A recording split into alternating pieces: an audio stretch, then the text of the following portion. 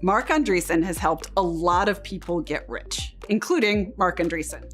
And he's made millions of people's lives more fun, more efficient, or just a little weirder.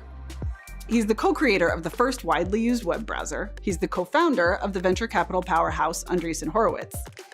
And though he hates the industry term unicorn for a private tech firm valued at more than $1 billion, he's a famously successful unicorn wrangler. He was an early investor in Facebook, Pinterest, LinkedIn, Twitter, Lyft, and more. Andreessen is also aggressively quotable, whether it's his classic 2011 pronouncement that software is eating the world, or his more recent, there are no bad ideas, only early ones. And in 2014, he said, in 20 years, we'll be talking about Bitcoin the way we talk about the internet today. A born bull, Andreessen is an optimist who places his hope for the future squarely in the hands of the 19-year-olds and the startups no one has heard of. As splashy AI, such as ChatGPT and DALL-E, begin to permeate our daily lives and the predictable panic revs up, Reason sat down with Andreessen to talk about what the future will look like, whether it's still going to emerge from Silicon Valley, about the role of government in fostering or destroying innovation, and what you should read on your next beach vacation.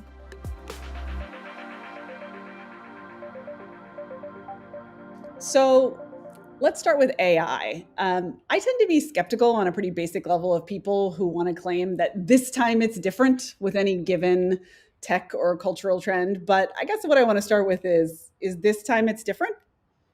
Yeah, can I do the long answer?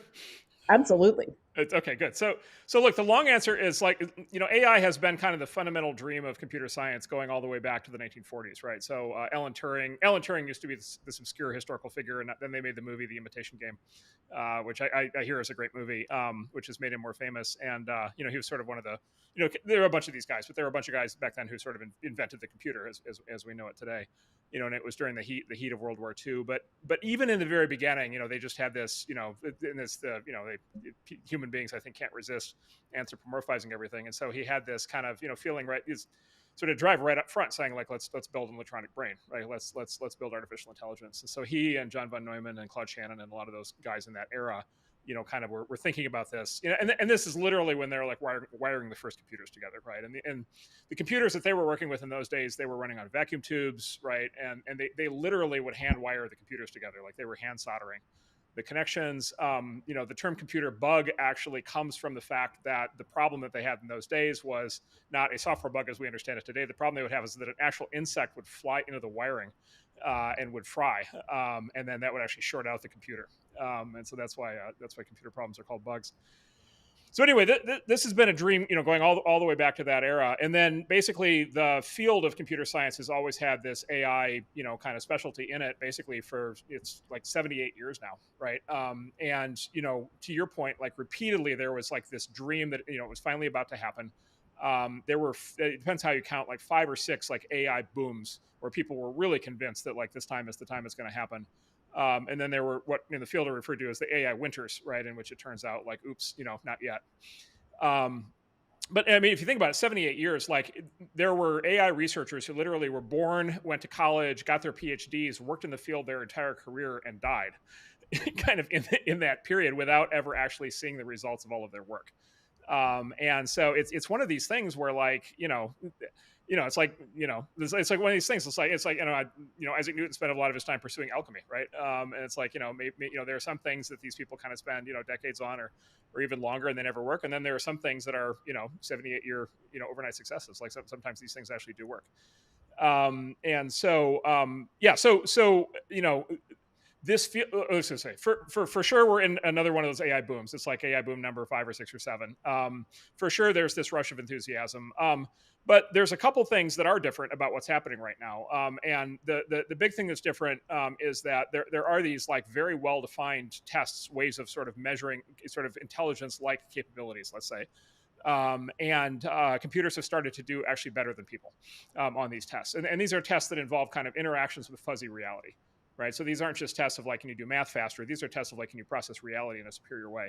And so the first of those test breakthroughs was in 2012 when computers became better than human beings at recognizing images recognizing objects in images.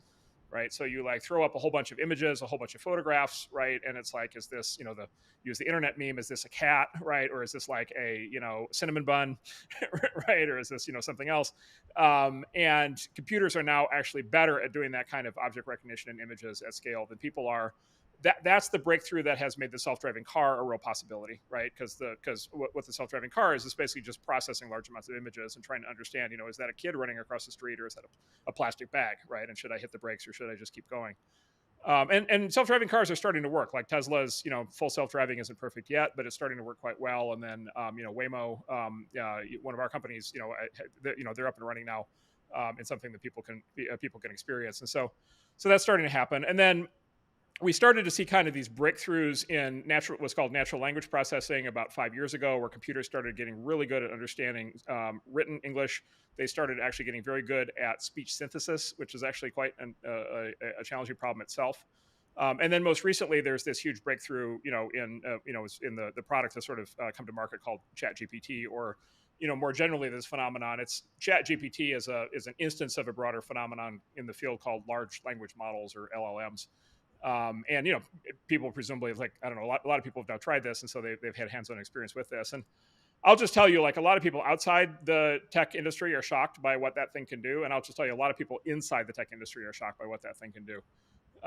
And so it feels like one of those moments.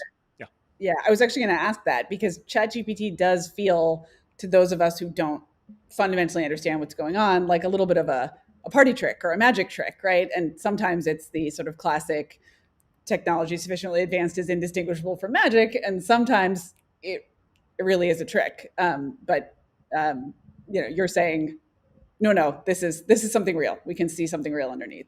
Well, so it's also a trick, right? So it's both, right? So this is why your question is such an interesting question, right? This is actually a very kind of big, profound.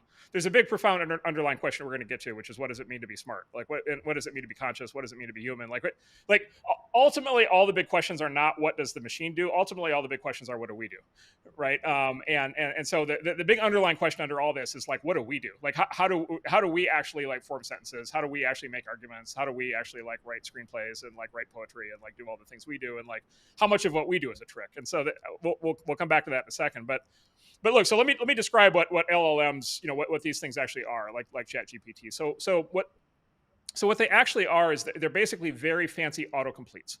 Right. And so autocomplete is like a standard computer function. If you have an iPhone, right, whatever, it happens, you start typing a word and it will offer you an autocompletion, right, of the rest of that word. So you don't have to type the whole word. And then, Google Gmail has autocomplete now for sentences, where you start typing a sentence. Oh, I'm sorry, I can't make it to your event. And it will it'll suggest the rest of the sentence. And so basically what LLMs are is basically autocomplete across a paragraph or across 5 paragraphs, right? Or by the way, maybe an autocomplete across 20 pages, or in the future, by the way, maybe an autocomplete across an entire book, right? Like, in other words, like, you should close your eyes and imagine a future version of this thing, right? You sit down to write your next book. This literally something is going to happen. You'll sit down to write your next book. You'll type the first sentence and it will suggest the rest of the book. Right now, are you going to want what it suggested? Maybe, right? We'll come back to scenarios where that might be the case. Probably not, but it's going to give you a suggestion, right? And it's going to give you a suggestion. It's going to give you suggested chapters. It's going to give you suggested topics. It's going to give you suggested examples. It's going to give you, suggested, ways to word things. You can already do this with ChatGPT. You can type in, it's like, look here, here's my draft. Like, here's 5 paragraphs I just wrote. How could this be worded better? How could this be worded more simply? How could this be worded in a way that people who are younger can understand it, right? And so it's going to be able to autocomplete kind of in all of these kind of very interesting ways, and then it's up to the human being who's steering it to decide, what to do with that. And so this is kind of my point, right? Is that a trick or is that a breakthrough, right? The answer is, like, yes to both. Like, yes, it's a trick. Like, in other words, well, here's a critique. Here's a critique of LLMs. And so there's this guy Jan LeCun, who's a legend in the field of AI, who's at Meta, and he's been tweeting this publicly. His Twitter account's gotten very active lately, and he's like, look, he argues this is more trick than breakthrough, and he argues basically it's like, look, this thing autocompletes, right? It's like a puppy. It like autocompletes the text it thinks you want to see, but it doesn't actually understand any of the things that it's saying. Like, it doesn't actually know who people are. It doesn't know how physics works. It doesn't know how math works, right? Like it doesn't like it, and it has this thing that's called hallucination in the field, where like if it doesn't have an autocomplete that's like factually correct, it's like a puppy. It still wants to make you happy, and so it will autocomplete a hallucination, and it'll start making up like names and dates and historical events that never happened. The thing that always sounds like to me, I know the term is hallucination. The thing that it always connects with to me is imposter syndrome. I mean, it sounds like, I don't know whether humans have the imposter syndrome or the AIs do, but we're all just saying the thing that we think someone wants to hear. So this goes to the underlying question, which is, what do people do, right? And this is where things get like incredibly uncomfortable, like for a lot of people to think about this, which is like, okay, like what is human consciousness? Like, how do we form ideas? Like, how do we decide? I mean, I don't know about you. What I've found in my life is that number one, a lot of people in a day-to-day basis are just telling you what they think you want to hear, right? And it's just, and for a lot of people, it's just much more comfortable. Maybe more for you than for me. Well, maybe. Although, look, a lot of this just, walking down the street or working with, working with anybody in a professional context, or, work with the customers, buy a coat and then take it back next week and complain to the customer service rep, right? The customer service rep, they're thinking, wow, this person is a real, whatever, like, but they're not saying that. Like, they're saying, oh, I'm so sorry, Miss Customer, how can I help you? Right. So life is full of these, like, life is full of these autocompletes kind of as is. And then look, like, you see this in intellectual debate, I mean, you guys, live this life. Like, how many people are making arguments that they actually have conceived of, right? And that they actually believe, versus how many people are making arguments in any intellectual debate that are basically the arguments that they think people are expecting them to make. Right. And this is where you see this thing in politics, where basically it's this weird thing in politics that you guys are kind of an exception to. This weird thing in politics where most people have the exact same sets of views as everybody else on their side on every conceivable issue. Right. Right. And isn't that a coincidence every time how that happens? Every single time. Right. And it's like, well, it is. And what do we know? We know that those people have not sat down and thought through all of those issues from first principle. And we know that they haven't automatically arrived at all the same views. We know that's what's happened, of course, is a social reinforcement mechanism. Right. So people are saying what they think is necessary to fit into society. So is that actually any better than the machine essentially trying to do the same thing? Like, I think it's kind of the same. Like, so I think what we're going to learn is that we're a lot more like ChatGPT than we thought. Right. Well, so there's another way to come at this, which is there's this thing called the Turing test, right? So Alan Turing, I mentioned, he's sort of early on, he created this thing called the Turing test. And the Turing test was basically his attempt to, basically he said, look, let's suppose we develop what we think is an AI. Let's suppose we develop a program and we think it's smart in the same way that a person is smart. And how will we know that it's actually smart? And so he proposed this thing called the Turing test. And in the Turing test, basically, you have a human subject, and then they're in a chat room, and they're in a chat room with a human being and with a computer. And both the human being and the computer they're in the chat room with are trying to convince them that they're actually the real person and that the other one is the computer, right? And then the question is basically, is the computer as good as or better than the person, right, the other person, at convincing the subject that they're actually a human being, right? And so the theory there basically is, the test is, if a computer can convince you that it's a human being, then it effectively is AI. Like it's every bit as intelligent and sentient and conscious as a human. The obvious problem with the Turing test, right, is that people are really easy to trick, right? We're like super easy to con, right? And like life is filled with everybody's life is filled with people trying to con them. Every time you watch a TV commercial, they're trying to, con you. Every time you talk to a salesperson, there's just this constant, every time you're, 3-card Monty, magician doing a card trick, politician on TV, right? They're always trying to con you in some way. And we know that human beings are like relatively susceptible to being conned. And so a computer that's good at conning you, right?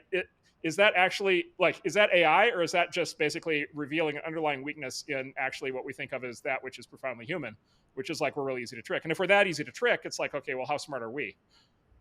Right. And so I think that, you see what I'm saying? Like there's no single vector of like smart versus non-smart. It's more like, okay, there's certain sets of things that people can do better or worse.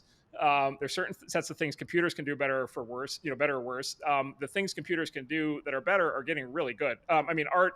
Another way to think about this, if you try like Midjourney or DALL-E or these new AI art generating things, but like, these things now, like at their best, they're generating art that is, I think, pretty clearly, let's say, aesthetically superior is like a very deep thing, but let's just say more beautiful. Like they're able to produce art that is more beautiful than all but maybe a handful of human artists. Like just objectively, you look at it and you're like, wow, that's beautiful.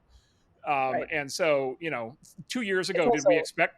did we expect a computer to be making beautiful art? No, we didn't. Can it do it now routinely? Yes.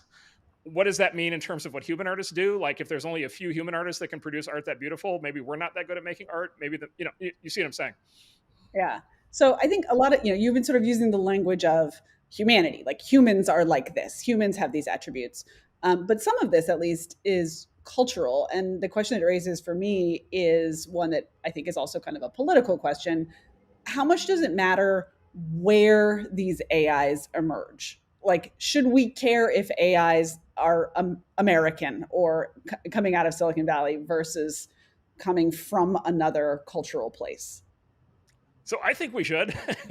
So among the things that we're talking about here are the future of warfare, right? So, what is you can see it in the self-driving car. Like, if you have a self-driving car, that means you can have a self-flying plane, right? That means you can have a self-guided submarine, right? That means you can have, like, smart drone. You can have, you have this concept now we see in Ukraine with the so-called loitering munitions, right? Which is basically a suicide drone. It's a drone that's a suicide bomb, basically. Suicide being that it kills itself. But it just, like, stays in the sky until it sees a target, and it just, like, zeroes in and drops a grenade, or it itself is the bomb. And so this whole, like, the whole era. I mean, I just watched the new Top Gun movie, right? And they allude to this a little bit in the movie, which is, it's like a human being, to train an F-16 or F-18 like fighter pilot, right? Is like, I don't know, 7, 8, 10, $15 million plus. It's a very valuable human being. And we put these people in these tin cans, and then we fly them through the air at whatever Mach whatever, and then they actually do a good job in the movie of, like, the G-force issue, right? Which is like, there's the plane is capable of maneuvering in ways that will actually kill the pilot. And so what the plane can do is actually constrained by what the human body can actually put up with. And then, by the way, the plane that is capable of sustaining human life is, like, very big and expensive, right? And has all these systems to be able to accommodate the human pilot. Look, a supersonic AI drone is not going to have any of those restraints, right? So first of all, it's going to cost a fraction of the price, right? Second is, it can be, much smaller, or, by the way, much bigger. It doesn't need to have even the shape that we are associate today with. Like, it could have any shape that's aerodynamic, right? It doesn't need to, like, take into account, human pilot. It can fly faster, it can maneuver faster, it can do all kinds of turns, right? And acceleration, all kinds of things that the human pilot's body can't tolerate. It can make decisions much more quickly. It can generate much more information, per second than any human being can. It can make, decisions very fast. And then, by the way, you're not just going to have one of those. Like, you're going to have, at a time, you're going to have 10 or 100 or 1,000 or 10,000 or 100,000 of those things flying at the same time, right? And so these things are going to come out of the sky in swarms. There's one movie that has gotten this right. It's an action movie. Gerard Butler is called Angel Has Fallen. And in the opening scene, there's a terror attack against the U.S. president in the movie, played by, of course, Morgan Freeman, is fishing on this big, beautiful lake, and he's got all these, Secret Service guys around, and all of a sudden, there's what looked like a flock of birds, big flock of birds coming from the distance, and it turns out they're, suicide drones. And the movie does a really good job of showing, like, what that kind of attack is going to be like. And it's like, this is all underway. Like, this is all happening. This is all going to happen. Like, this is just very, very clear. It's very obvious. It's going to happen very broadly. Look, the nation states with the best AI capabilities are going to have the best defense capabilities.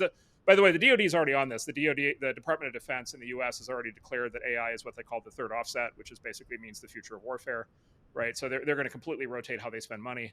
And so, like, this is it. Like, future, if there's ever, I mean, God forbid, but if there's ever war between the U.S. and China, like, this is the form that it's going to take. And so, yeah, it's going to matter. It's like asking who had the atomic bomb. Like, it's going to matter a great deal. Do you think, I think that's, the kind of national security implications are obviously huge.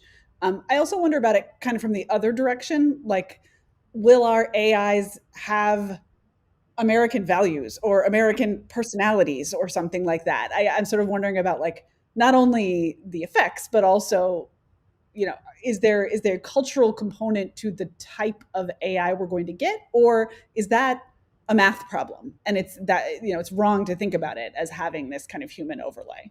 No, so I think it's 100%. So I think it's 100% right. And furthermore, I guess the way I would think about it is, if you look at the fight that's happened over social media, both in the U.S. and in China, right, over the last 10 years, right, where both in the U.S. there's been a massive fight over, like, what values are encoded into social media, and, like, what censorship controls, and what ideologies are allowed to perpetuate, and so forth.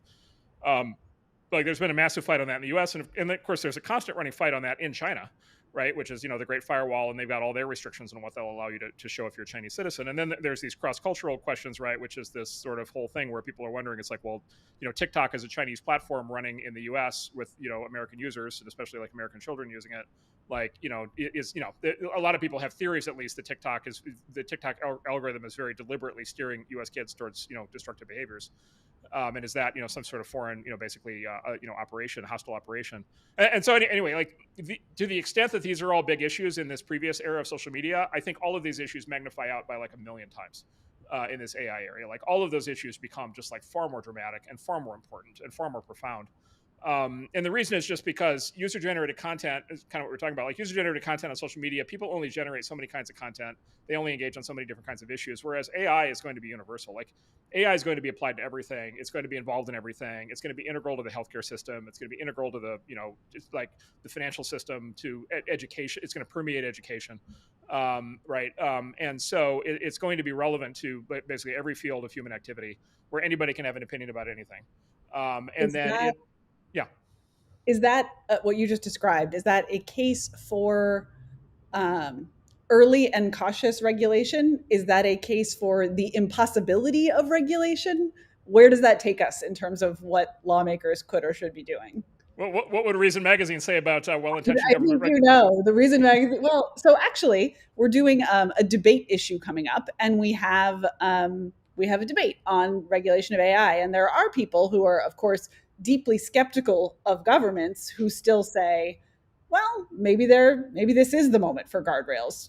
Maybe at least we want to limit how states can use AI, for instance, even if we don't want to limit individuals. I mean, I'll make your own argument back to you, which I know you'll enjoy, right? Which is like, the road to hell, right? The road to hell is paved with good intentions. Everybody always wants, it's like, boy, wouldn't it be great this time, right? If we could have like very carefully calibrated, well thought through, like rational, reasonable, right? Like effective, like regulation, like, wouldn't that be great? Like, maybe this time we can make rent control work, right? Mm-hmm. If we're a little bit smarter about it. I mean, your own argument obviously is like, well, no, that's not actually what, that's not actually what happens, right? For all the reasons you guys talk about all the time. So yeah, I mean, look, there's an abstract theoretical argument for such a thing. We don't get the abstract theoretical regulation. We get the practical real world regulation, and what do we get out the other side, right? We get regulatory capture. We get corruption. We get basically early incumbent lock-in. We get basically political capture.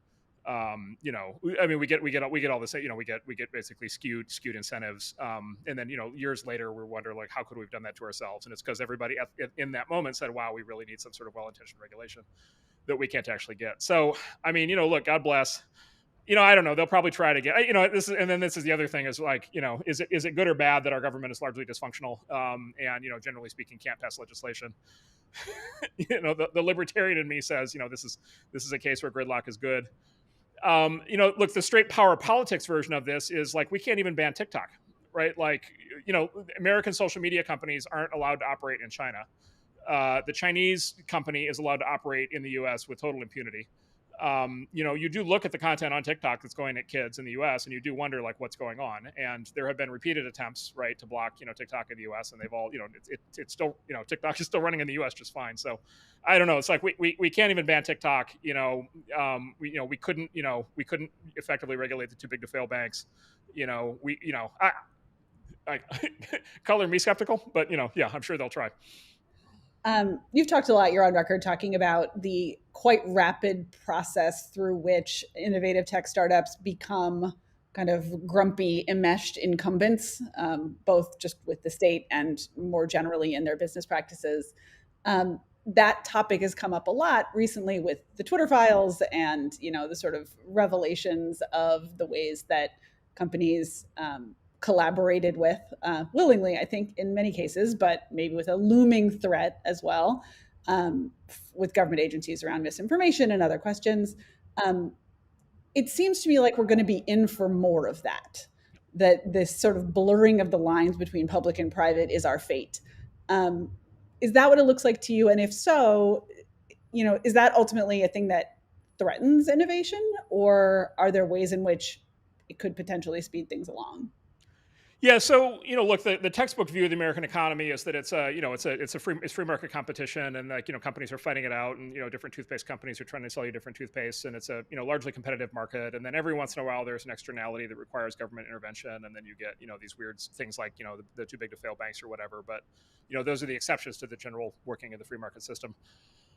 Look, I can tell you my experience, having been now in startups for 30 years, is that the opposite is true. Specifically, that James Burnham was right. That we passed from the original model of capitalism, which he called bourgeois capitalism, which is what we still think capitalism is. We passed into a different model, which he called managerial capitalism. Some decades back, and the actual correct model of how the U.S. economy works is mostly a process of oligopolies, cartels, and monopolies. And it's mostly them, it's basically big companies forming up into oligopolies, cartels, and monopolies, and doing all the things that you expect oligopolies, cartels, and monopolies to do. And then they jointly basically corrupt and capture the regulatory and government process. And so they end up controlling their regulators. And so most sectors of the economy are a conspiracy between the big incumbents and their putative regulators. And the purpose of the conspiracy is to perpetuate the long-term existence of those monopolies and cartels, and to block new competition. So that's where I've come out on. To me, that completely explains the education system, both K through 12 and the college university system. It completely explains the healthcare system. It completely explains the housing crisis. It completely explains 2008, the financial crisis and the bailouts. It completely explains the Twitter files. Like, I think that's precisely what has been happening in tech. And so if you're open to that interpretation of how the world works and how the country works and how the economy works, then like a lot of things start to make a tremendous amount of sense. And then I think that what the Twitter files is it's basically an X-ray of a specific instance of that happening. Which this is just factual. What we now know from the Twitter files is that a very large number of people in government, by the way, some of them political and some of them like politicians, but also some of them bureaucrats, right? And so some of them members of the deep state, right, which either as we know, the deep state either does not exist, or if it does exist, it's good, right, one or the other. I think most people. That's what I've heard. Yeah, that's what I've heard. There's a recent book on that apparently makes that case very, very clearly. So let's just say like the permanent bureaucracy, or again, what James Burnham would say is like the managerial class in government, right? The sort of permanent cadre of professionals in government who basically manage everything. And those people, and then also people on the outside who they fund as their proxies, right, with government money, with taxpayer money, right, have been exerting enormous pressure on Twitter to block, censor, ... and what looks to me like a straightforward constitutional case for deprivation of constitutional rights, First, Fourth, and Fifth Amendments, in a way that is clearly illegal, both under the Constitution and under Title 18, 242. There's a specific federal law that says it's a felony for a government official to use the power of being in government to deny citizens of constitutional rights. There's actually, by the way, another law, there's 241, that actually applies that same principle to private citizens, including private companies. And so I think it's possible that there's actually been criminal activity both on the government side and on the company side. And it's just like, that's been happening. And, the Twitter, every new drop of the Twitter files shows that that's what's been happening, in a non-political world where we all just like read the Constitution, this would be a constitutional crisis. This would be the biggest story in the country. There would be hearings. There would be among other immediate impeachment proceedings. Like this would be a 5-alarm fire, right? Because obviously the government can't be allowed to do this. In the real world, of course, that's not what's happening. And we're back to either denial or embrace under the theory that this is good and proper. Right. Are there sectors that are less subject to that dynamic that you just described, in which the startups quickly become the incumbents and mess with the state? I mean, look, so I think my theory basically is the question is always the same question, like, is there actual competition, right? Like, so actually, I think there's like my deeper idea here is basically the process of evolution. Like, so the idea of capitalism is basically an economic form of the idea of evolution, right? And natural selection, and survival of the fittest, and the idea that basically it's a superior product ought to win in the market, and that markets ought to be open to competition, and a new company can come along with a better widget and take out the incumbents because its widget is superior and customers like it better. And So like for evolution to function properly, you need survival of the fittest, which means you need things to die when they're not the best thing. For capitalism to work properly, you need the same thing to happen. You need companies to die when they are inferior to other companies that are doing things better, right? That's sort of inherent to the thing. And so the question always is like, is there actual competition happening or not? Right? And part is like, do consumers actually have the ability to freely select among the existing alternatives? And then the other question is like, can new products actually come to market? Right? Can you actually bring a new widget to market, or do you get blocked out because the regulatory wall that's been established is basically makes that prohibitive? I mean, look, the great example of this is banking, right? Where the big thing in 2008 was we need to bail out these banks because they're quote unquote too big to fail, and so then there were screams of the need to reform the too big to fail banks that led to Dodd-Frank. The result of Dodd-Frank, I call it the Big Bank Protection Act of 2011. Right. The result of that is that the too big to fail banks are now much larger than before. And the number of new banks being created in the US has dropped to zero. Right. Because it's now effectively impossible to launch a new bank in the US because, JP Morgan Chase has 10,000 lawyers, right, working on their regulatory issues, and you have one. Like it's not possible. Like you can't start new banks anymore. And so anyway, sorry. So I'm repeating the case against. But the question is like, where is that not happening? Like, where in the market is that actually not happening? Where is there free and open competition? Look, the cynical answer is this: it's not. That doesn't happen in the spaces that don't matter, right? Like, so toys, like anybody can bring a new toy to market. Like, it's fine, sure, great, right? Anybody can. I don't know, like anybody can open a restaurant, right? I would say don't matter being like, these are fine and good, like, consumer categories that people really enjoy and so forth. But as contrasted to the healthcare system or the education system, right? Or the housing system, right? Or the legal. Freedom, your business better be frivolous. If you want freedom, your business better be frivolous. I mean, that would be the cynical way of looking at it. Like if it doesn't matter from a societal structure, right, in terms of like determining the power structure of society and basically the power of the government in society, then yeah, go crazy, do whatever you want. But like if it actually matters to like major issues of policy, right, where the government is intertwined with them, then of course it doesn't happen there. And again, it doesn't happen there not just because of the government, it doesn't happen there because of an intertwining of the incumbents in the government. Look, I think this stuff is getting, look, this is one of these things where I almost have trouble debating it. I mean, not debating it with you, but like debating it with people who argue with me on this, because I think it's so self-evident. It's like, well, why aren't there, it's like, why are all these universities like identical? Like, why are all of the major universities implementing the exact same like crazy, like, why do they all have like identical ideologies, right? Why isn't there a marketplace of ideas at the university level, right? And it's like, well, that becomes a question of like, why aren't there more universities? Okay, well, why? And I can tell you why there aren't more universities. There aren't more universities because to be a new university, you have to get accredited. The accreditation bureau is run by the existing universities. Like it's sitting there in plain sight. I'll give you another example. Why do healthcare prices do what they do, right? Why do healthcare prices work the way that they work? A major reason for that is because basically they're paid for by insurance. There's private insurance and public insurance. The private insurance prices just key off the public prices because Medicare basically drives the whole thing because Medicare is the big buyer. So how are Medicare prices set? They're set by a unit inside HHS called CMS, and CMS runs literal Soviet-style price-fixing boards for medical goods and services.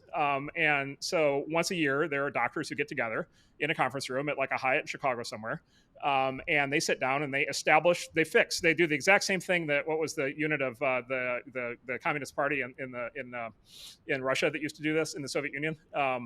There's a term for it. There was the Central Price Fixing Bureau, right? So the Soviets had a Central Price Fixing Bureau. It didn't work. We don't have that for the entire economy, but we have that for the entire healthcare system, right? And it doesn't work for the same reason that the Soviet system didn't work, right? And so we've exactly replicated the Soviet system. We're expecting better results. It operates in plain sight. You can go on the CMS. CMS has a website. They'll explain this all to you. It's operating in plain sight. Everybody thinks it's a great idea. And then, lots of people are calling for, increased government, centralized, control and purchasing of healthcare, which would make that system stronger. And so it's like, we know that this is not going to work. We know that it's going to only result in restrictions of supply and rising prices. We know precisely what the outcome is going to be. We seem perfectly happy with it, and then we complain about it. So, yeah.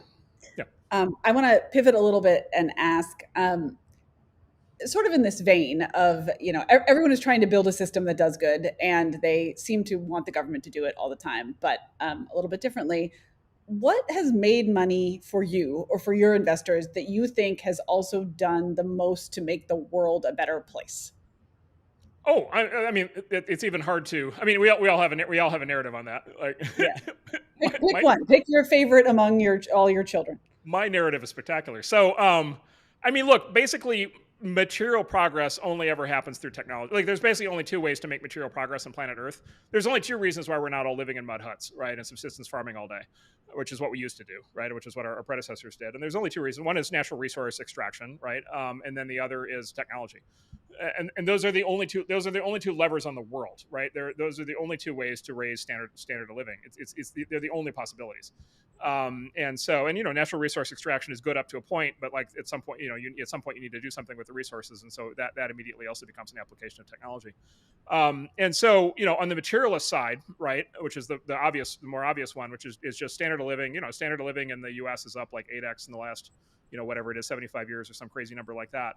Like it is true, the engine of technology routinely is producing, enhancements to standard of living. And of course, there the thought experiment's very easy, which is, notwithstanding whatever problems people have with, current modernity or post-modernity or whatever we're living in, like, would you switch places with, your predecessor 50 years ago, from a material well-being standpoint? And, the answer to that for basically everybody is no. And of course, we also know that because, you could build cities and towns today if you wanted to, where people voluntarily, didn't use technology made after 1950 or something. And, the Amish do that, but like, nobody else does it.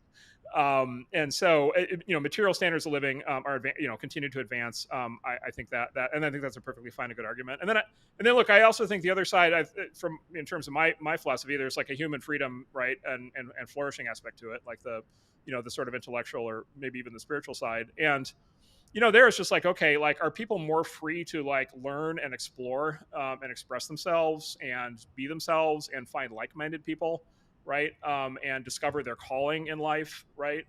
And, if they're creating something, bring their creation to market, and find the audience for it, or the market for it. Like, all of the ability of sort of humans to self-actualize, like, is that expanding over time or diminishing over time? And I think, like, overwhelmingly the impact of the internet has been to expand that. Now, there is this, giant war that's happening where there's lots of people who are trying to like shut aspects of that down and control that. But nevertheless, I think everybody would sort of have to concede, like, the internet has made it much more possible for a much broader, range of voices, a much broader range of ideas. I mean, I read and see things on the internet today that, like, 25 years ago, you would have been in a you would have had to go deep into the card catalog at some, giant university campus if you could have gotten access to it to find some book that was written in like 1820 or something. And today it's just like tap tap tap, Google search. Oh, I can find out all I can find out all about this, and then I can write about it myself. And so people actually do have like a much greater level of, let's say, personal freedom. Look, having said that, like, the war to try to control that and choke that off is also very real. What do you think is a better use of time and resources? Trying to start a company or giving away money to the worthiest cause? Oh, I mean, I think overwhelmingly the former. So overwhelmingly the former. So, and this is an argument, right, that very, very few people in our modern, kind of society, modern, whatever, civil religion are willing to make. But, I'll make it, which is, production is a good of itself, right? Like, the person who makes your toothpaste is doing, the company that makes your toothpaste is doing something for you, right, that is superior to that of, most people doing health philanthropy, right? Like, production of the goods and services that make our lives better, right, and at the limit, the goods and services that like cure diseases and so forth, they're generally for-profit companies. The fact that they make money on those things is just reward for having improved the world. I think most of the actual, like, material progress in the world, most of the improvement in human welfare is done through for-profit production. I'm there are people who are like, basically, capitalism, building a company is a necessary evil to generate the money with which we can then make the world better. I'm like, no, that's not the case. Like, most of the good you're going to do in the world is going to be through building your company, and then maybe you're going to find a way to do some philanthropy thing. Hopefully the philanthropy thing that you do is not going to make the world worse and not better, which is often an interesting question. Here's the other reason I believe that so strongly, which is, and again, let's assume some sort of properly functioning capitalism, right, with some level of effective competition in the market. Production in the for-profit system, like, the products succeed or fail, they're adopted or they're not adopted on the basis of whether people want them, right, and whether people think that they make their lives better and people want to engage in that trade. And so there's a direct reality test with every transaction, right, as to whether this is actually something that people want and whether this is something that people think will improve their lives. There is this massive issue with philanthropy, which has always been an issue, and it continues to be an issue, which is it's not subject to a market test. And there are, reams and reams and reams of examples and studies of philanthropic programs that, thought that they were going to, lead to benefit, lead to some sort of beneficial outcome in some area. And then it turned out they, backfire horribly. Right. And, there's an obvious one just kind of staring us all in our face today, which is, criminal justice reform. Right. There's been this wave of philanthropists, many of whom I know over the course of the last 20 years, who have, spent an enormous amount of money putting in place a new set of politicians and a new set of political ideas that have resulted in letting the criminals out of jail, and as a for justice, and as a consequence, like, crime is through the roof, and it's like not safe to be in the streets, and it's just like, but like there's no market test. Like the people who have spent all of that money, right, to let all the criminals out, like, they're not subject to the risk of all the criminals being out because they all have like Navy SEAL teams protecting them. Right. Because they're all like rich. Right. And so they're able to just like arbitrarily like ruin society, through philanthropic efforts with no corrective mechanism whatsoever. And so if anything, the world we're in today, like the dichotomy between like the actual good of production and then the actual evil of sort of the unintended consequences of sort of untested quote unquote philanthropy, like I think those are gapping out in a pretty profound way. Again, it's hard for me to even talk about this with most people because I think it's kind of obvious. It's like walk down the street in San Francisco. It's pretty obvious what's happening.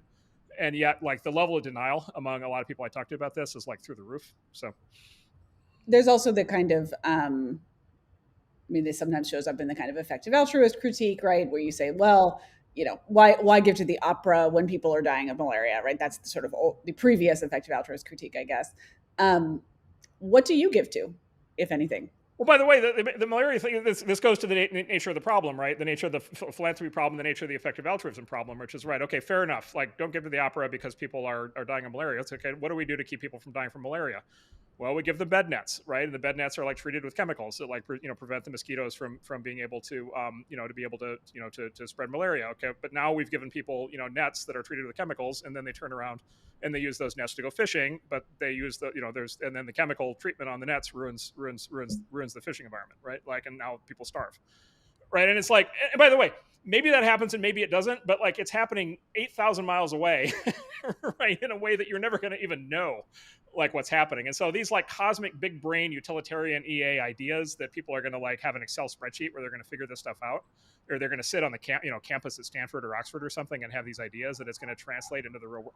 I mean, my favorite example, I'm sure you're familiar with this, but my favorite example I keep trying to get all my friends to read is the Moynihan report from 1965. So, right, Daniel Patrick Moynihan wrote this report about the rate of single parenthood in the U.S. In 1965, and he sort of, a lot of social scientists will tell you like a huge number of life outcomes at the very least correlate to whether you grew up in a double parent or single parent home.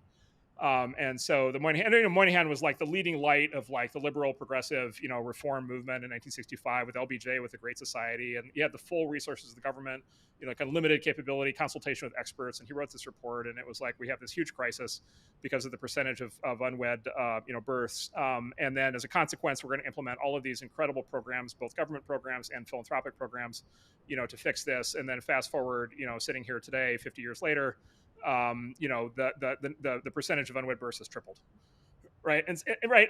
By the way, with no accounting, right? Like with no accounting, no accountability, he's dead. He doesn't have to live with the consequences. Nobody's looking at this. Nobody cares. Maybe you guys write a story on it, or Fox News. Somebody does it, but like nobody cares. Like, and those programs continue on autopilot forever. And so I just find it's like this remote control aspect to it. It's just like incredibly disturbing. It doesn't work. And again, I go back to this is the thing, like any business, any for-profit business any legitimate for-profit business that operates in a true competitive market cannot do this. The market will prevent them from doing this, because if they do this, the market will stop them. The market will say, no, I do not want you to do this anymore. I will not buy this thing anymore. Right. And you will go away. Right. And there's no equivalent pressure whatsoever on a foundation or a philanthropist. So anyway, what do we do? So specifically what we do is we basically stick very, very, very close to home. And specifically what we do is basically local social infrastructure. And in particular, we do emergency medicine. And so we do, and specifically at Stanford. So, we basically fund runs Stanford Emergency Medicine, the whole program there. And basically under a couple of theories. Number one is, whatever you feel about our healthcare system, it is true that at 3 a.m, when your kid has a fever of 105, or somebody has a serious problem, everybody's kind of equal at the ER at 3 a.m. And so it is the ultimate backstop for for medical care for everybody. And then the other is, like, any given day, I can go sit in the ER and I can see the patients, right? And I can see the outcomes, right? And I don't have to wonder whether, like, this is a good idea or a bad idea. Like, I can see the benefit. Like, there's no remote control aspect to it at all. It's like right there. It's like 10 minutes from my house. And so, that's the kind of thing we do. And it's to at least try to live up to the spirit of, let's say, trying to make the world a better place, but also trying to do it in a way where we can actually prove that we're actually doing that. You said, I think about 10 years ago now, that Bitcoin is as important as the internet was. Sure. And we've had a little time for that to play out. It's been tumultuous. But I guess on the theme of this time it's different, how is that prediction looking to you? You've done pretty well financially with your investments in that space, but not everyone has.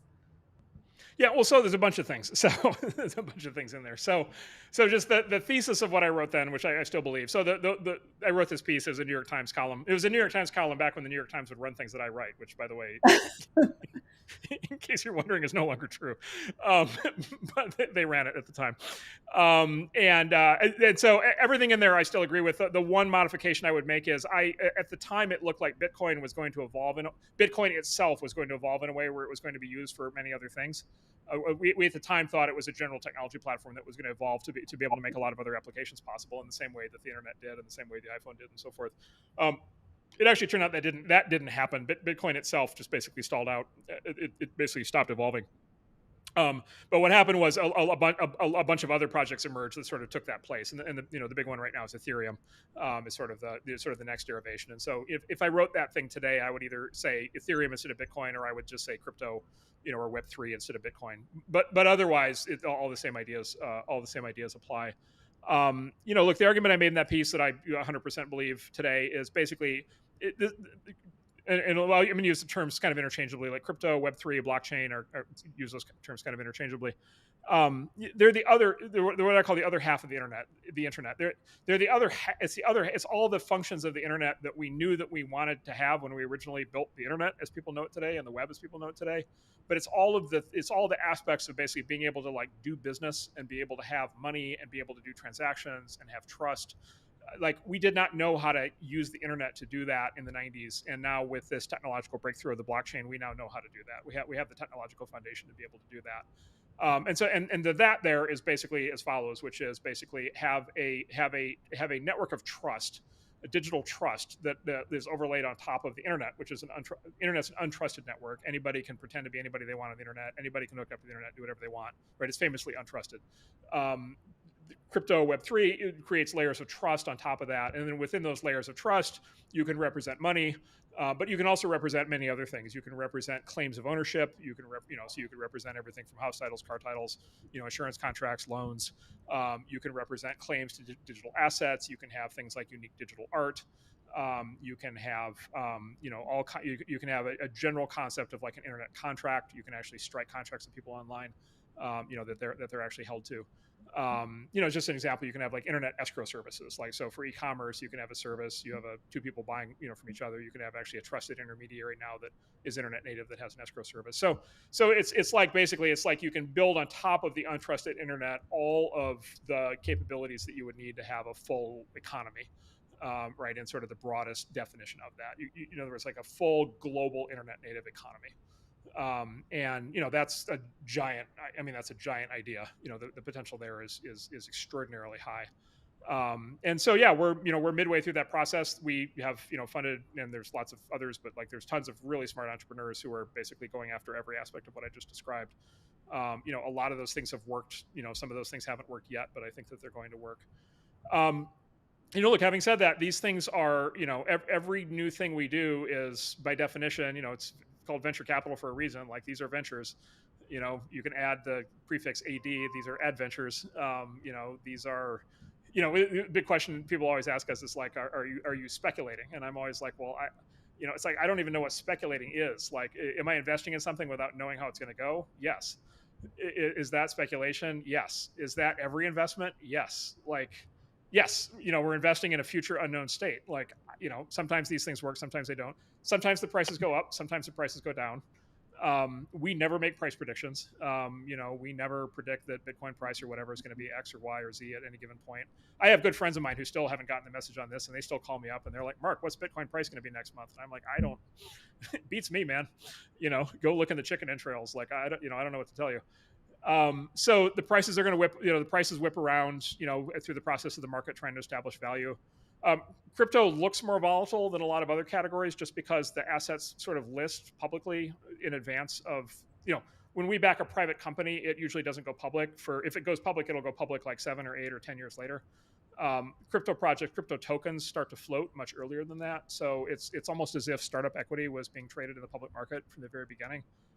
Of course, those prices would be highly volatile, right? Like a critique of venture capital is that we present to our investors, people accuse us of presenting to our investors what looks like artificially suppressed volatility, because the prices of the things that we invest in, like in actuality, if they were trading on the public market, they'd be whipping all over the place. But we just hold them privately. We mark them once a quarter. We don't even know what they're worth then. We just let the accountants make some guess. So whereas these crypto assets, they trade publicly. So they look more volatile. I actually don't think they're more volatile than the other stuff that we do. I think that this is just the nature of doing things that are new and speculative. We never recommend people invest in anything. Like, if people want to invest in crypto assets, they should, but they should understand that the level of volatility is going to be very high. And I think the same thing would be true of anything, quite honestly, that they invest in. I want to talk about the kids these days, since you mentioned unwed pregnancies. Yes. And, those numbers, certainly like teen pregnancy numbers recently, are down quite a bit. Some people take that as evidence that maybe the kids are not all right. They're on their phones all the time and they're not having human interactions or something. And so it's bad news that the kids aren't having sex and doing drugs. How are the kids these days? Are the kids all right? You sort of mentioned earlier, education is one of those sectors that is very, very locked down, very, very limited in terms of innovation, hard to break into. So how are the kids doing? And if not well, what can be done? Well, some of the kids are pretty messed up. Like, I don't know. I don't know if you've been noticing, but some of the kids seem to have some issues. So I'll concede up front. Like, there do seem to be some problems. So let's see, a whole bunch of things in there. So first off, I'll say, like, just the enormous irony. I feel like there's enormous irony. So when I was a kid, I was a kid in the 80s, and when I was a kid, it was this constant, like, moral panic, constant media pressure of, like, the kids were, like, totally out of control. Right. Yep. And it was literally like the kids are all on drugs and the kids are all having, like, casual sex, and, like, the kids are basically spiraling into nihilism and sort of self-destruction. And so I will concede there is a lot of irony to be sitting here today. And now there's this other critique from at least the same kind of person, basically saying, oh, the kids aren't doing enough drugs and having enough sex. And I'm like, okay, well, what do you want? What do you want? You told us to stop doing those things and we did. Okay. So, so look, there's deeper questions underneath that. Look, the birth rate question, I mean, I'm sure you know this, but, like, the birth rate thing, like, birth rates are crashing all over the world, right? So the most interesting thing about the birth rate phenomenon, by the way, I think it's great that Elon, has been talking about this in public and really elevating this, because it's a really big question. But, like, birth rates are crashing in the US, birth rates are also crashing in Europe, and they're also crashing in Japan, and they're also crashing in Korea. And now they're also crashing in China. And they're crashing in Iran, right? And so, like, whatever is happening is not happening because of, quote unquote, whatever American, this, that, or the other thing, or even Western, or at least not, like, just kind of facially, like, whatever is unique or special or different about Western culture. Like, this is a broad-based phenomenon. I'm not an expert in the thing. The sort of best analyses I've read seem to indicate that it's more or less a natural consequence of, much kind of a combination of, like, much longer periods of education, sort of coupled with much higher levels of female engagement, both in the education system and in the workforce. And if you sort of fully empower everybody, both, men and women, to kind of fully self-actualize in the form of basically unlimited amounts of education coupled by unlimited professional opportunities, you basically, it's like what I was saying earlier, it's like you just make life more interesting for people, in a way where, they're perfectly happy running through their 20s and 30s, without the obligations that come with having children. And then, of course, by the time they decide they want to have children, if they're in their mid or late 30s, it might already be too late. So I just go through that to say, like, I don't even know, is that good or bad? I don't know. Is it Western or Eastern? It seems to be both. I mean, the China one is fascinating. Like, the numbers just came out. The birth rate in China is crashing even faster than expected. It looks like they may already have passed their demographic peak, right? Where from here on out, the Chinese population may only age, right? And by the way, if you think we have to people who think we have a problem with the birth rate, like Right. the Chinese have a real problem, because like, it's one thing, or you contrast like Japan and China, right? Like, Japan has a lot of old people, but it's extraordinarily wealthy society, because of all the economic development that happened between like 1950 and the present, like into basically a society as economically advanced as ours, or maybe even more so. China's not that. China's still in the middle income zone, sort of 5,000 per capita GDP or something like that. There's no economics on earth that can explain how they're going to take care of all their old people, in the time frame that they have to get ready for that. So yeah, this seems to be like a big issue. I mean, look, are we going to reverse any of this? Like, are we going to, go back to a model where people, don't have all these years of education? By the way, maybe we should. We're probably not going to.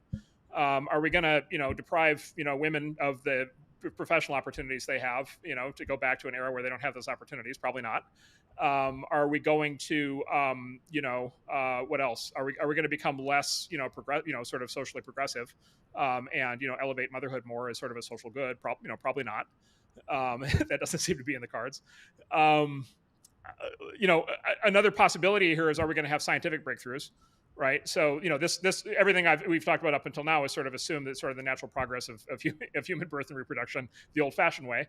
Look, are we going to have, cloning of embryos? Are we going to have, external, gestation machines? Are we going to be able to are we going to have embryos created from stem cells? Right, such that you can you could decide on your 60th it's time to have a new baby, and you could have the embryo cloned off your stem cells, and then have it have the baby raised in a gestation tank for 9 months, and the other end comes a baby. Like, maybe is that are those technologies being developed now? Yes. Are they going to freak people out? Yes. Definitely, yeah. Are they necessary for the perpetuation of the species? Quite possibly. Yeah, so this is kind of my temptation always, is to say we are going to technologically innovate our way out of our sociocultural problems. And it obviously doesn't always work like that. But I mean, you've said the future relies on 19-year-olds and the startups that no one's ever heard of yet. And those 19-year-olds are going to have to come from somewhere, right? Maybe we don't need to go all the way to like growing them in a vat from stem cells, but it might help if what we need is kind of peak weird 19-year-old to get through this, right? Yeah, look, there's that question, and then look, there's another giant question that's coming up right behind that, which is the sort of the big genetic engineering question, right? And so, like, for example, like, this is not on the horizon right now, but like, there's very, very cutting edge work happening in the genomics field to identify all the genes that are associated with intelligence, right? And we already are up to like 200 genes that correlate to like half of IQ. And so, let's assume we're moving into a world in which we're increasingly going to be engineering babies, which I think is a real possibility for the reasons we just discussed. Are we also going to be optimizing them, right? Like, are we going to be like, is there going to be a CRISPR treatment that you can just dial up and order in 10 or 20 years, where you can give your stem cell, clone embryo a 20 or 30 point IQ boost, right? Right. And so maybe on the other side of this are like, these sort of super babies, right? Where we come out the other side of this and we sort of technically engineer ourselves, not just the perpetuation of the species, but like an upgrade to the species, where all of a sudden the babies are all coming out like much, much smarter. Right.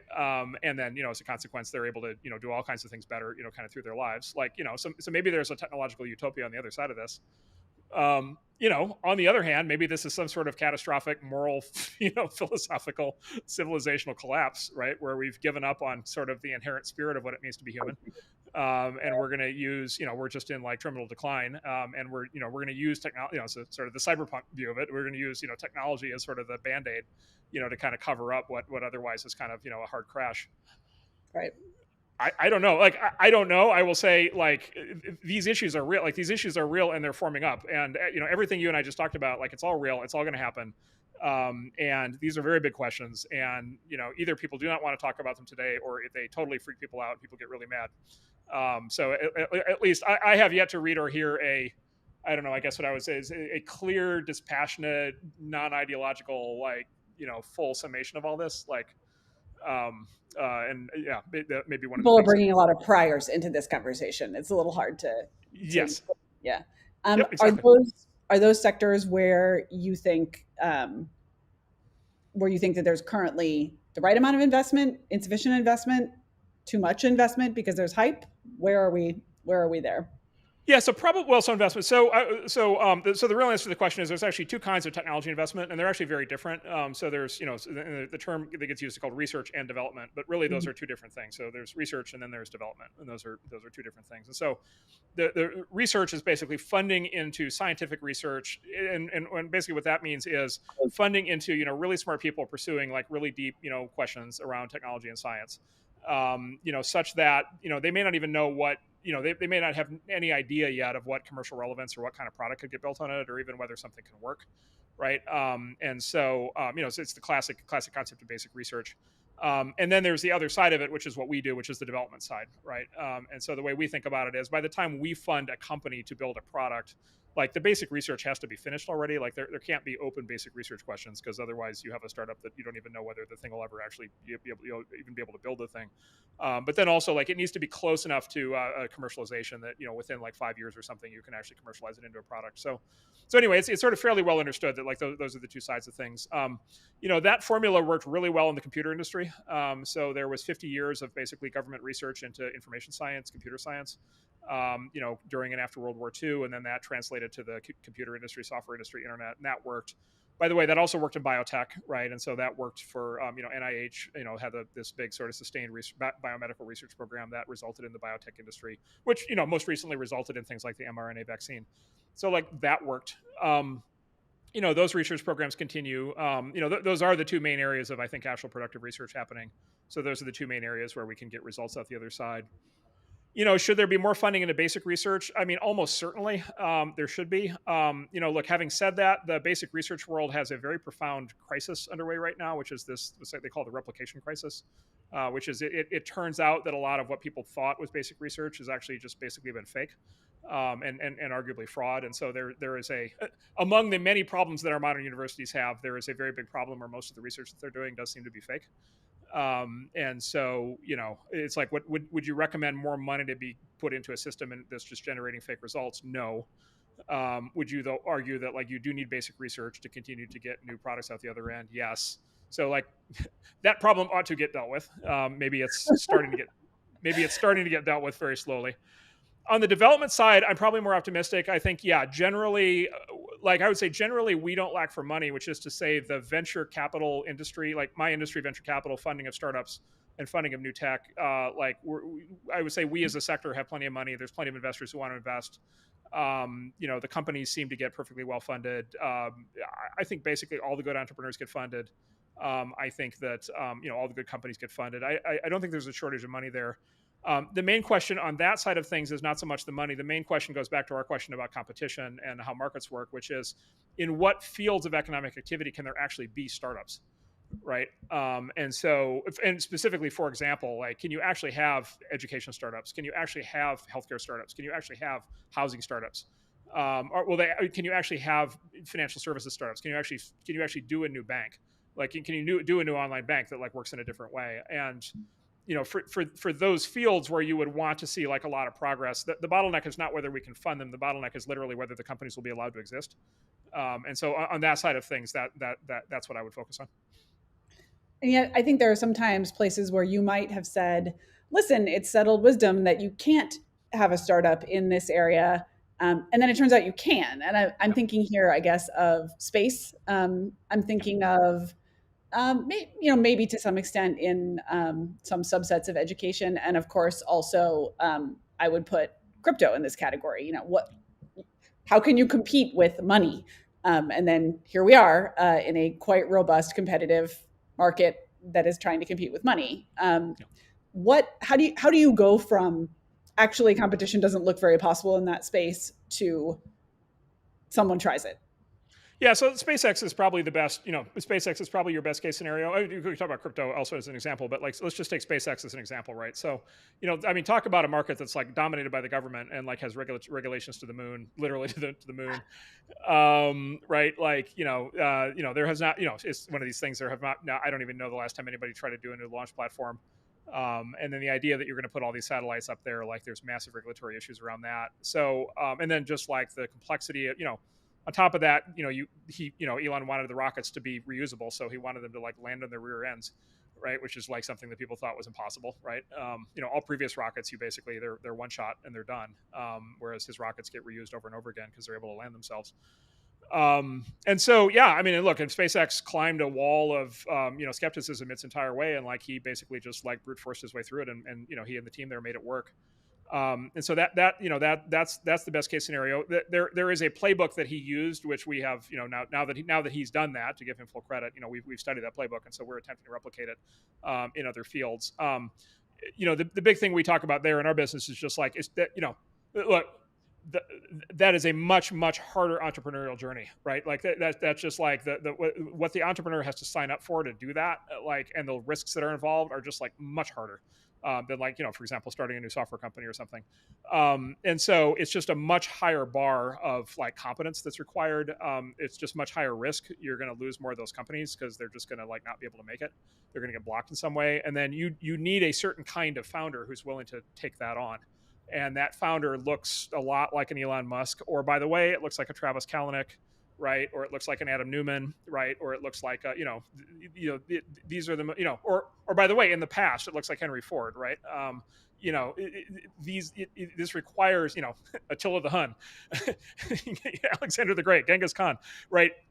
These are the to make that kind of company work requires somebody who is so smart and so determined and so aggressive and so fearless, right? And so resistant to injury of many different kinds, right? And so willing to take on just like absolutely cosmic levels of vitriol and hate and abuse, right? And security threats and all the other crazy stuff. And so, speaking of growing people, like we need more of those people. I wish we could find a way to grow them in tanks. We don't know how to grow them in tanks.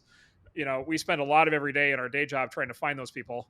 We call it the problem of the missing Elons, right? It's just like, we need 10 more Elons, and then we need 100 more Elons, and then we need 1,000 more Elons. And it's just like, I can just tell you, like, there are not many Elons running around.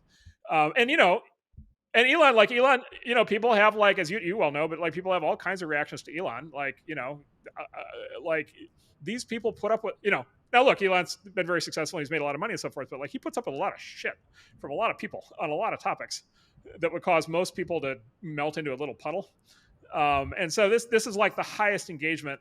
I mentioned the Top Gun story, the Top Gun movie. So Tom Cruise once had this great quote. He said there's only 4 professions that are really like fully masculine, that like real men should actually pursue. And he said it's a fighter pilot, rock star, movie star, and president of the United States. Right. So, in theory, he's done 3 of those, 2 of those, three of those if you count the movies. Depends on how we count. Because it depends on how you count. Certain other people maybe have done more of those. Maybe the 5th is, high octane entrepreneur, right? Operating in a regulated industry who just is determined to just like punch through the walls. Category number 5 is Elon. And so anyway, I just say like, this is the prize. Like in our world, this is the prize. Like this is the prize. We wake up every day hoping the next Elon walks through the door. Generally, we get very smart entrepreneurs walking through the door. They're really good at what they do, but they're not the next Elon. Every once in a while, they ask us, what would it take to be the next Elon? And I describe what it would take, and you get this like increasingly disturbed look on their face, and then they kind of decide they don't want to do that. Is this kind of the classic, like, oh, if you have to ask the price, you can't afford it situation? Well, there's this question then, which is like, are these people like, was, I'll keep going with the Elon example, like, nature versus nurture, right? Was he born that way? Was he trained that way? Right. Culture, for sure he's like, super smart. There's a big nature component to that. He's super disagreeable, right? He's maybe the most disagreeable person on planet Earth right now. And that there's a big, kind of nature component to that. but then look at he's articulated his life story. Like there are plenty of things that happened to him that caused him to develop an incredibly thick shell and to be incredibly determined and to not want to give up on things. And so a lot of that probably came from his cultural sort of acculturated kind of experiences. Traveling through life. And then, look, part of it's just like simple, flat out determination. Like he just applies himself, with a level of effort and focus, and just every day. He works around the clock. Like it's really amazing to watch. I mean, we're used to workaholics, and he's like at a whole different level. And so, I don't know. Yeah, could you take more people who kind of have the right stuff, in terms of being smart and disagreeable and intense, and could you train them up better? Probably. We try. That's that is kind of what we try to do. Yeah. That Why said, like, there's something special going on there. Why do you think it is that there is this kind of special category of like obsessive anger that's directed at particularly the entrepreneurial billionaire? I mean, we're talking about, US senators tweeting billionaires should not exist, right? Like it's very acceptable to say, it's a widely shared view. Where does that come from? Why is that like a meme in our culture? Yeah, so I think it's all in Nietzsche, to be totally honest. I think it's what he called resentiment, which basically is it's what he called the toxic blend of resentment, envy, and bitterness. And it's sort of it's the cornerstone of sort of modern culture, right? It's the cornerstone of Marxism. It's the cornerstone of progressivism. It's the cornerstone kind of thing, which is like we resent we resent people who are better than us. Different societies have different of Christianity too, right? Yeah, Christianity. The last will be first, and the first will be last. A rich man, will sooner pass through the eye of a needle than enter the kingdom of God, right? Like, Christianity is sometimes described as sort of the final religion. Christianity is described sometimes as the final. It's the last religion that can ever exist on planet Earth because it's the one that appeals to victims. And the nature of life is there are always more victims than there are, winners. And so the victims are always the majority. And so therefore one religion is going to capture all the victims or all the people who think of themselves as victims or want to identify as victims. And that by definition is the majority. Among lower class societies, sometimes, lower class, social science, they'll sometimes refer to a phenomenon called crabs in a bucket. Where in a lower class environment, if one person starts to do better, the other people will drag them back down, right? You see this is like a big problem in education in lower class environments. And one kid starts to do good and the other kids start to bully him until he is going back, until he's no better than the rest. Scandinavian culture, that I come out of, there's a term tall poppy syndrome, right? The tall poppy gets whacked. The tall poppy growing in the field, gets his head cut off. The Japanese have their own version of, this again it's almost like it's like a very deep human nature thing. It's basically just at the very deepest level, it's envy and resentment. The nature of envy and resentment is like, they're very satisfying feelings. Like, resentment's like a drug, right? Like resentment is a very satisfying feeling because it's the feeling that lets us off the hook. Right? Like if I can resent somebody else, then it's not my fault. It's their fault, not my fault. I'm not bad. They're bad. Right. And if they're more successful than I am, it just proves that they're worse than I am. Right. Because obviously they must be immoral. They must have committed crimes. They must be making the world worse. They must be a destructive force. And so, yeah, it's very, very deeply wired in. I guess I'll say this, the entrepreneurs, the best entrepreneurs we deal with, they have no trace of it at all. The best entrepreneurs we deal with, would just think the entire concept is just absolutely ridiculous. Like, why would I spend any minute thinking about whatever anybody else has done or whatever anybody else, thinks of me? Like that's crazy. Like I'm going to make progress in my own life today, and the rest of what people think doesn't matter. But the very nature of it. I mean, look, Nietzsche called it slave morality. Right, which is the morality of the slave, and of course the irony of slave morality is in the modern world is taken on primarily by people who are not actually slaves, right? And so it's people who are choosing to have the morality of the slave, even though they actually are free to also not do that. And if you're immersed in that world, or you've been brought up in that world, or you've been trained into that world, or it's reinforced your natural inclination to be in that world, it's really hard. The message that comes across that says, no, actually, the things that are going wrong in your life are not because other people are doing better. That's because like you're screwing everything up. Like, who wants to hear that?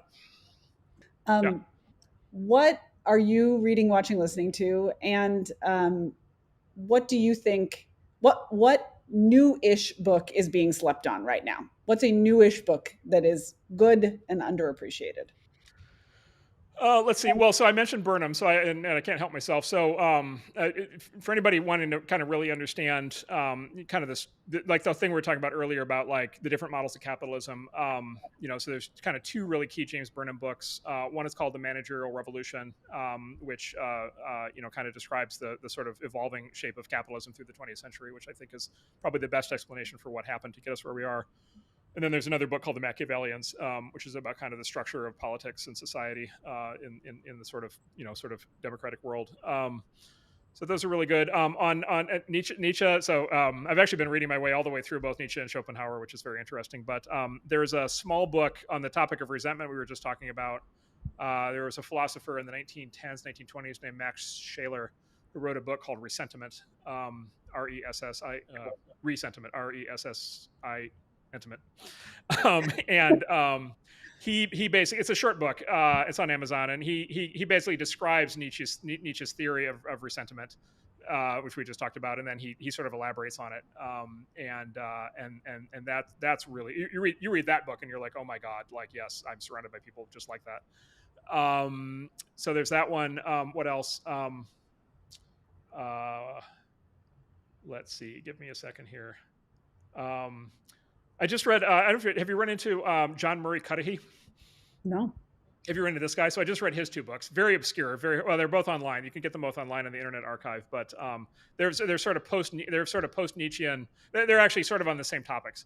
It's basically they're on the topic of basically what happens when different societies basically clash.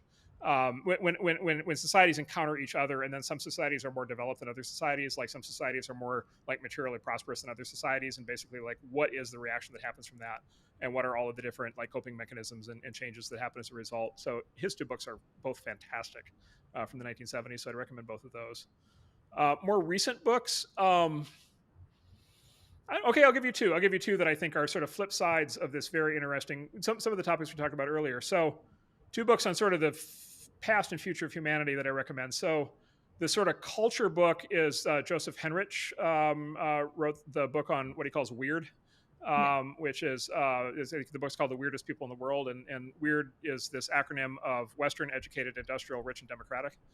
And Henrich is like the leading anthropologist of his generation. And he came up with this very interesting breakthrough, which is he came up with a way to actually critique different cultures, but without being called racist or bigoted or xenophobic. And the way that he did it was he came up with this acronym WEIRD to describe our culture. So it sort of is this like basically this little mechanism that he uses where like who can get mad at him for calling our culture weird? Like he sounds like he's being self-critical, but what he's actually doing is it's actually a very interesting kind of X-ray of the process of cultural development, both in the West and elsewhere. That's really interesting. And there are still huge cultural differences all around the world that are still very relevant that he goes through in a lot of detail. It's probably the best work of like cultural analysis written since like probably, I don't know, the 1950s or maybe 1930s or something, because he figured out a way to actually kind of talk a little bit more openly about it. That one I've read that, and I really did not think when I opened it up that I was going to be learning that much about cousin marriage, but it turns out that's a big one in there.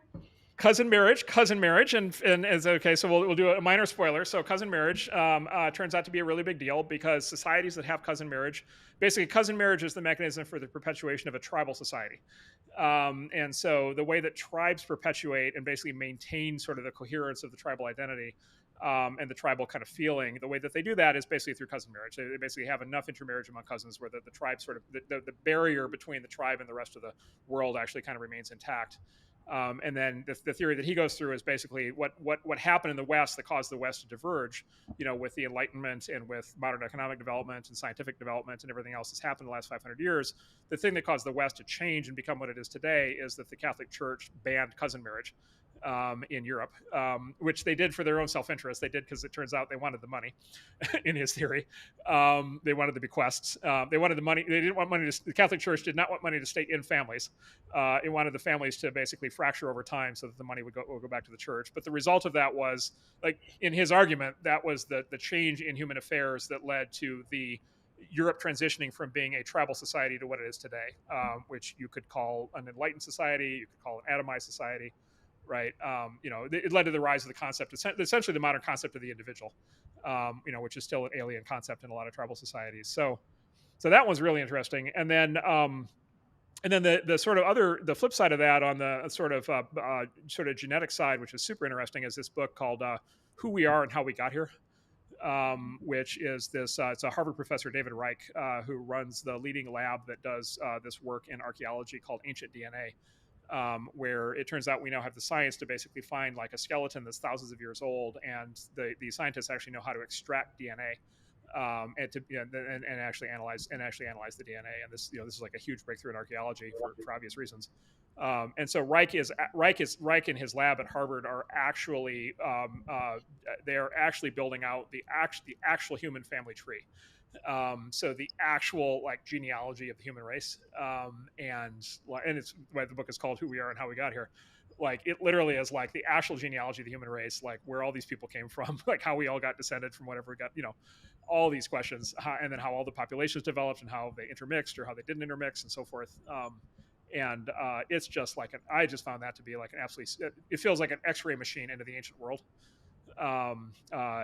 through science, through modern cutting edge science that I found completely unexpected. Oh, and then I'll add one final book, which is the best book on cults that I've ever read, which is also relevant on this same thread, which is The Ancient City, which is this book that was written in the 1860s by this French scholar at the time, and it's sort of it's actually interesting. He used a literary method. So this guy in the 1860s basically apparently read all original Greek and Roman literature, like apparently read all of it.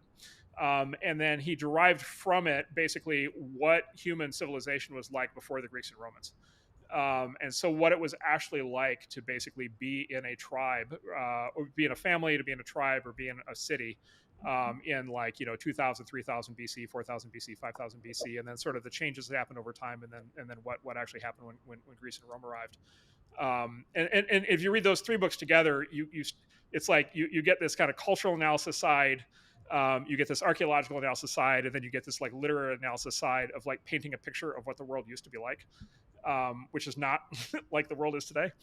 And it's actually been very helpful for me to understand what the world is like today, kind of as a derivation of how people used to live then. Anyway, among other things that the Ancient City talks about is it talks about the critical role of the cult, and the religion, basically the cult literally being a religious cult, literally being like the foundational model for human lives prior to what we now know as religions.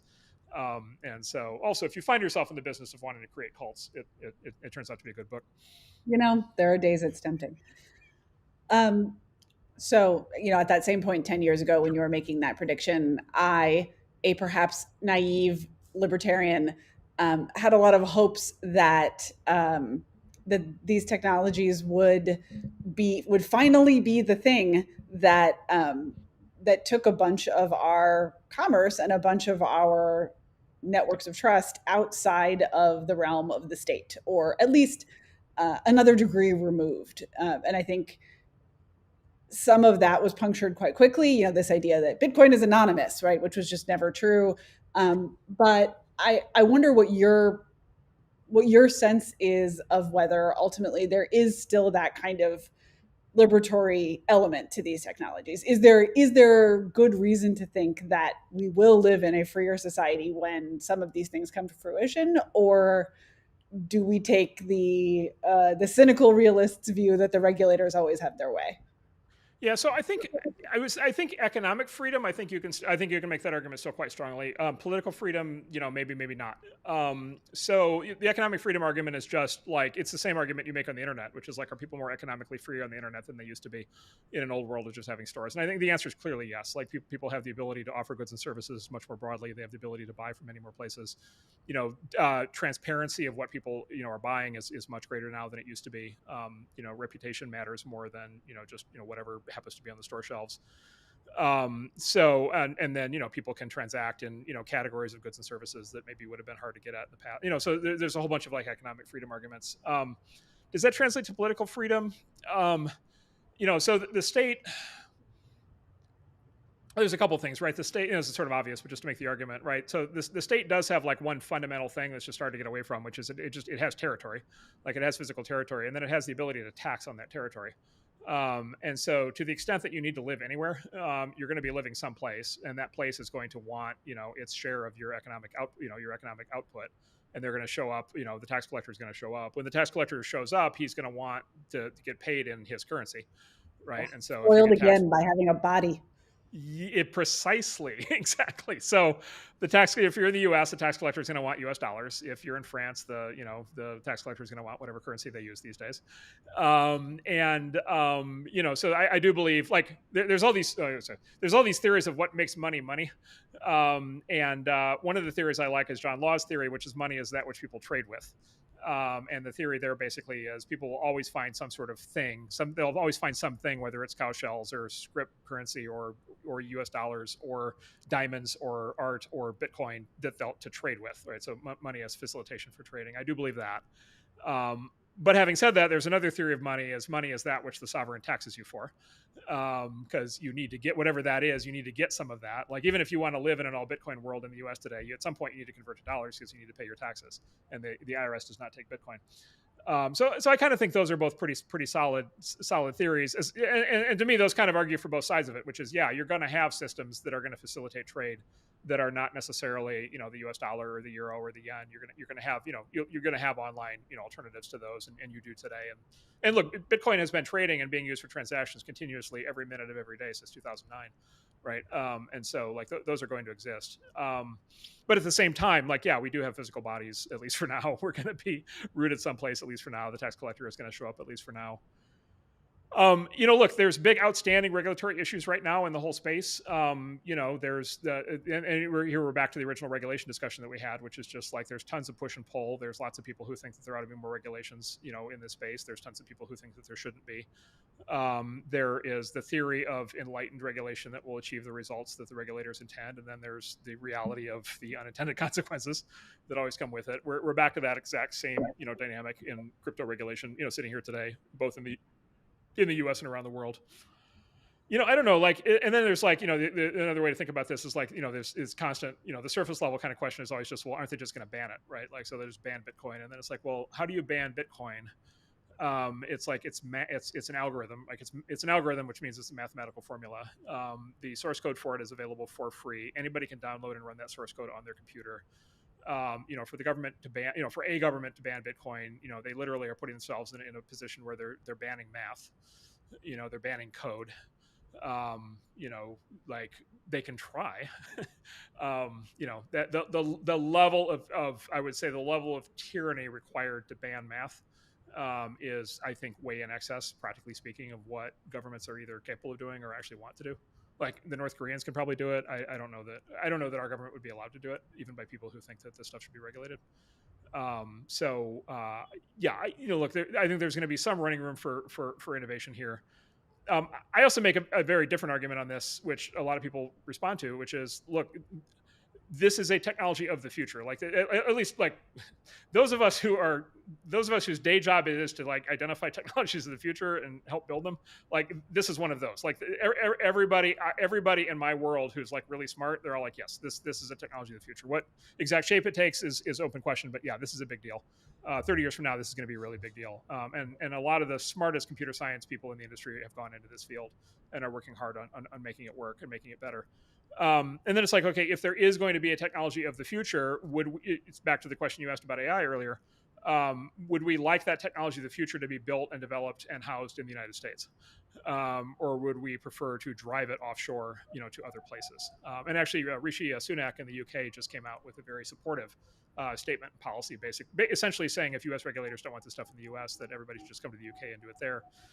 So maybe there'll be an escape hatch to the UK, maybe to Singapore or someplace like that. Or I don't know, or people will come to their senses and understand that they should, this is something the country should actually invest in and support, or there will be attempts to regulate it and they just won't work well. And I don't know, those are all open questions right now. This was great.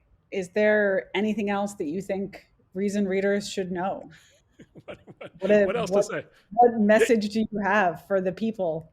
Yeah, I mean, I don't know. Here would be something. It's just like, yeah, I would say try the new stuff, right? Like, you try it, right? Like, find a friend who has a Tesla and, take it for a ride with the full self-driving turned on.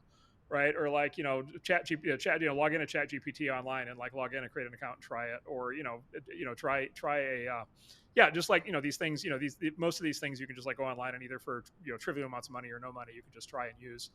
I was just there's just oceans and oceans and oceans of commentary on this stuff. Not you guys, but like from lots of other sources. And like for most of it, it's just we out here just like shake our head, being like, these people haven't even used this stuff. Like they're debating shadows in the cave wall. This is a longstanding point that we make about guns. Yeah. There's a lot of people who have never shot a gun who have a lot of opinions about guns. Every time you read about like automatic pistols, right? It's like, it's like, okay, go shoot a pistol, hold the trigger down, see what happens. Yeah, exactly. So I look. The tech industry used to be top down. So the tech industry used to create products for like the government first, and then big companies second, and then small companies third, and then regular people fourth.